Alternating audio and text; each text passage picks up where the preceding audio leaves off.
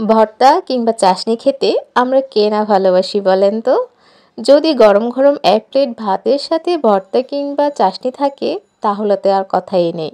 আসসালামু আলাইকুম, সবাই কেমন আছেন? আশা করছি সবাই অনেক ভালো আছেন।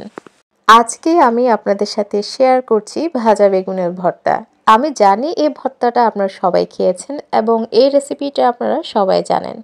তারপরও আমি যেভাবে বানিয়েছি সেটাই আমি আপনাদের সাথে শেয়ার করছি। এখানে আমি একটি বেগুন নিয়েছি আর এটিকে 4 ভাগে কেটে নিয়েছি। তারপর এখানে হলুদ, মরিচ এবং লবণ দিয়ে ভালোভাবে বেগুনের গায়ে হলুদটা করে নিয়েছি। একটি ফ্রাই প্যানে সামান্য পরিমাণ তেল দিয়ে বেগুনগুলোকে আমি এপিট-ওপিট করে ভেজে নেব। আপনারা কে কে বেগুনের এই ভর্তাটা কিংবা চাটনিটা খেতে ভালোবাসেন সেটি অবশ্যই আমাকে জানাবেন। বেগুনগুলো আমার এপিট-ওপিট করে ভাজা হয়ে গেছে। এই পর্যায়ে আমি কিছু শুকনা মরিচ এই তেলের মধ্যে ভেজে নিব।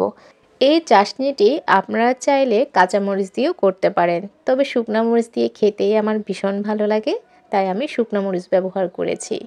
এখানে আমার বেগুনগুলো ভাজা হয়ে গেছে, এখন আমি এগুলো উঠিয়ে নিচ্ছি। ভাজা বেগুন ছাড়াও বেগুন পুড়ে কিন্তু ভর্তা করা যায়। মাটির চুলায় পোড়া বেগুনের ভর্তাটা জাস্ট অসাধারণ। তবে এখন তো আর মাটির চুলা পাওয়া যাবে না, গ্যাসের চুলায় আমরা পোড়া বেগুনের ভর্তাটা খাই। আপনাদের কার কার পছন্দ পোড়া বেগুনের ভর্তা সেটি অবশ্যই আমাকে জানাবেন। এখানে একটি প্লেটে আমি সব কিছু আগে থেকে কেটে রেডি করে নিয়েছি।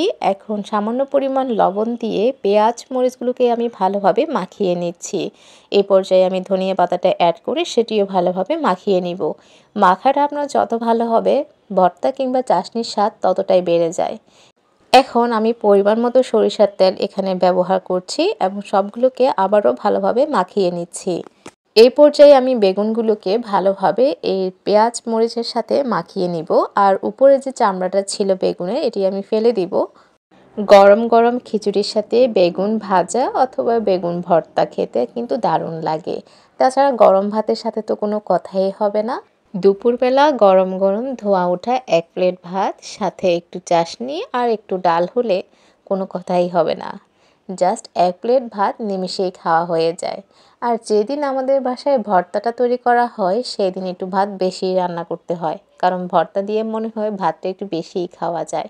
মাছ মাংস দিয়ে অতটা খাওয়া যায় না, কি বলেন আপনারা? এই তো আমার ভর্তাটা কিন্তু কথা বলতে বলতে হয়েই গেল আর আমি এটিকে ভালোভাবে মাখিয়ে নিচ্ছি। যতই মাখাবো এটির স্বাদ কিন্তু ততটাই বাড়বে। আমার এই চাটনিটা কিন্তু একদম রেডি হয়ে গেছে। এখন একটি বাটিতে আমি এটি তুলে নিচ্ছি।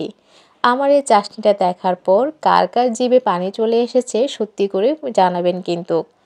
এই তো আজকে দুপুরের আয়োজন আমার এতটুকুই। গরম গরম ভাত, ডাল আর চাটনি, জাস্ট অসাধারণ একটা খাবার। সবাই অনেক ভালো থাকুন, সুস্থ থাকুন। দেখা হবে অন্য কোনো ভিডিওতে। আল্লাহ হাফেজ।